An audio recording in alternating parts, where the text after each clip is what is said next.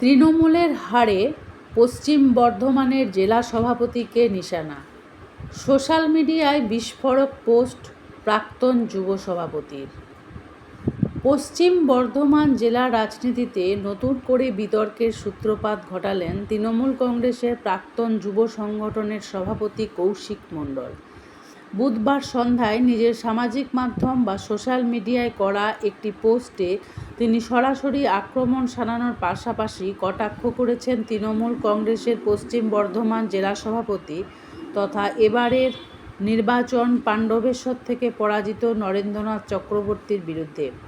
নিজের পোস্টে কৌশিক মণ্ডল বলেছেন, পশ্চিম বর্ধমান জেলায় তৃণমূল কংগ্রেসকে শূন্যে পৌঁছানোর জন্য নরেন্দ্রনাথ চক্রবর্তীকে অসংখ্য ধন্যবাদ ও শুভেচ্ছা জানায়। একই সঙ্গে তিনি লিখেছেন, আপনার অহংকার, আপনার তোলাবাজি ও আপনার অত্যাচার মানুষ মেনে নেয়নি, এটা প্রমাণ হয়ে গেল। তিনি পোস্টে আরও লিখেছেন, পুরনো কর্মীদের দলের পদ থেকে সরিয়ে বাড়িতে বসিয়ে রাখার পরিণাম আজকে দল ভোগ করছে। আপনার তোলাবাজি করার জন্য নিজের স্বার্থে যে সিদ্ধান্ত নিয়েছিলেন সেটার মাসুল আজকে হাজার হাজার তৃণমূল কংগ্রেসের কর্মীদের দিতে হচ্ছে। এইভাবেই তৃণমূল কংগ্রেসের এই যুবনেতা সংগঠনের ভেতরে বিভাজনের জন্য সরাসরি জেলা নেতৃত্বকেই দায়ী করেছেন।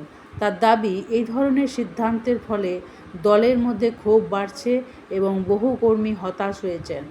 পোস্টের শেষে তিনি দলনেত্রী তথা সদ্য প্রাক্তন মুখ্যমন্ত্রী মমতা বন্দ্যোপাধ্যায়ের নাম ট্যাগ করেছেন, যা রাজনৈতিক মহলে আরও জল্পনা বাড়িয়েছে।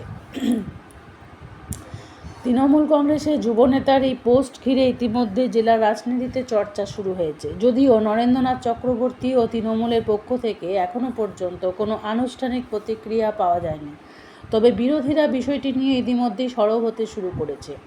রাজনৈতিক বিশেষজ্ঞদের মতে, নির্বাচনের পরবর্তী সময়ে এই ধরনের প্রকাশ্য ক্ষোভ দলীয় ঐক্য সংগঠনের উপর প্রভাব ফেলতে পারে। একই সঙ্গে গোটা বিষয়টি সংগঠনের অভ্যন্তরীণ সমস্যা ও কোন্দলকে সামনে নিয়ে এসেছে।